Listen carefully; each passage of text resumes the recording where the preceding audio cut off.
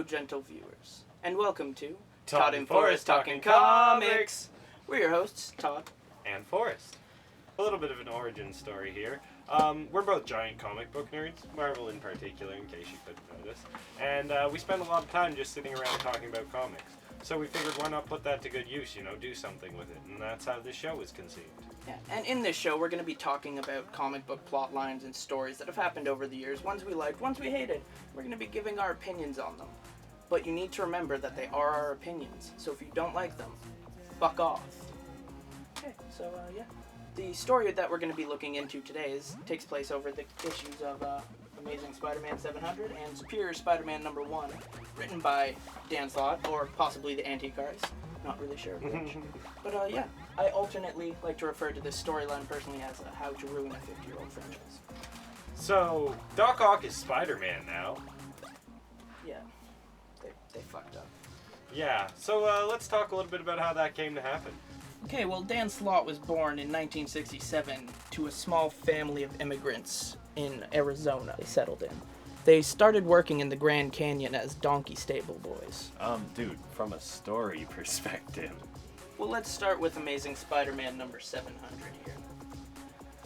Now, Otto Octavius in a previous storyline had mapped Peter's brainwaves, and he used those to then make a mind-swapping device while on his deathbed, which I would be my most productive while dying.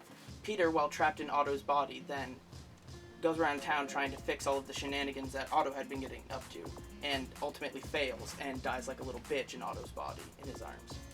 But not before forcing Otto to relive all of Peter's most traumatic and inspiring memories.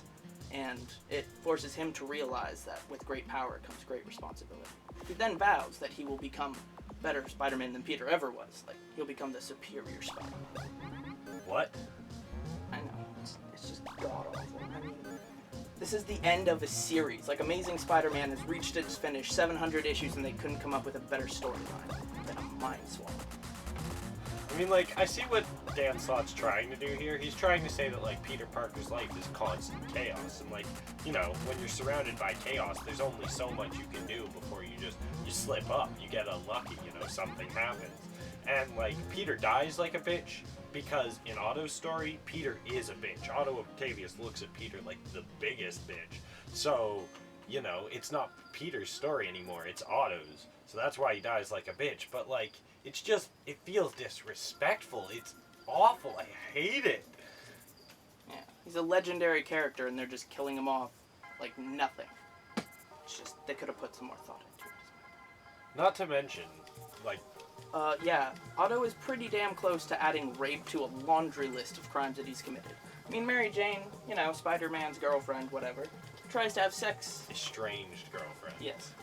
Tries to have sex with him in Amazing Spider-Man 700, and if she had sex with him, that would have been under completely false pretenses. She thought she was having sex with an entirely different person, and last I checked, tricking women into sex is rape, right? Yeah, tricking women into rape is rape, yes. Yeah.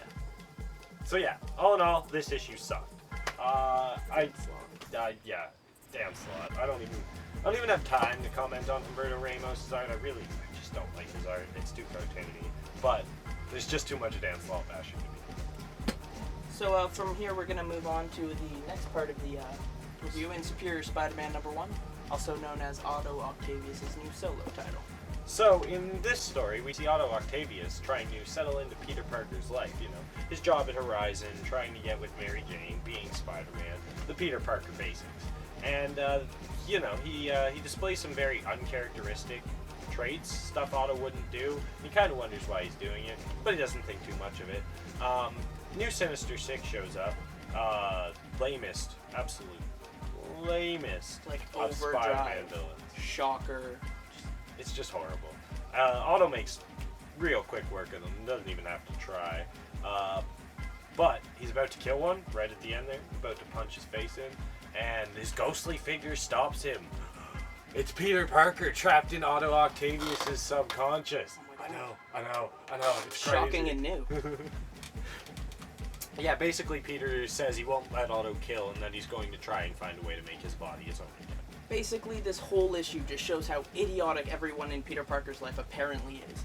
I mean, some of his nearest and dearest friends can't pick out uncharacteristic behavior.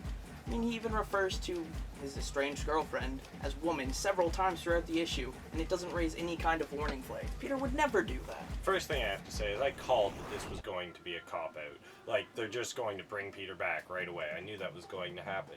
It's this thing writers seem to be doing now where they'll kill a character and, yeah, bring him back right away. I mean, the character dies, and then a couple years down the road, a writer's like, well, you know, I'd really like to use this character. They've been dead for a while. Can I bring them back? I'm totally okay with that. When you kill a character and bring them back right away, it feels like, oh, we're going to do the death of this character to increase sales. But if we keep them dead, then sales will drop because they won't have a title. So we have to bring them back right away. And it feels like a slap in the face to the fans. It feels like, let's sacrifice good storytelling for money. Also, I know I may be being a little bit nitpicky here, but what is nerddom if not being nitpicky? But since when do power dampening fields affect technology? I mean, Shocker has gauntlets, and in this issue, Otto disarms him with the power dampener. That makes no sense. Like, I know that science in comic books has been a little bit fast and loose, but this is reaching Kardashian levels of looseness. Especially when you're messing with such an established character as Peter Parker, right? He's ingrained in the Marvel mythology, and like, it's not even killing in my mind. If you kill him, well, power to you. Brian Michael Bendis in the Ultimate Universe. We wept. It was amazing. It was terribly sad.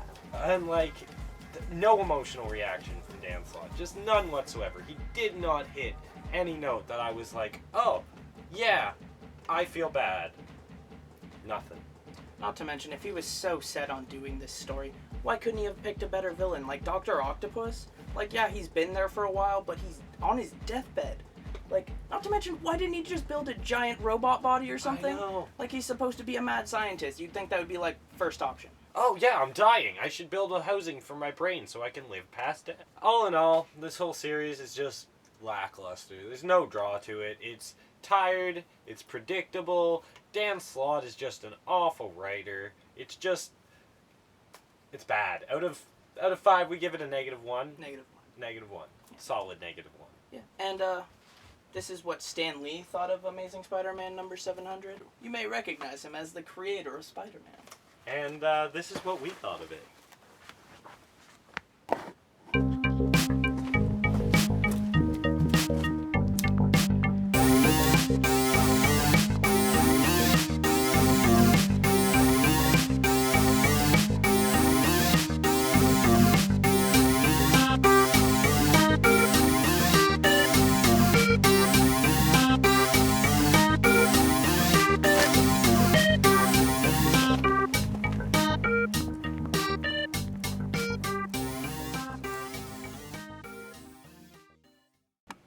Action. So, out of 5 stars, we give this -1. And, just in case you're wondering, this is, what Dan Slott thought of the issue, and you may recognize this him. is what Stan Lee thought of the issue? Did I say Dan Slott? You did.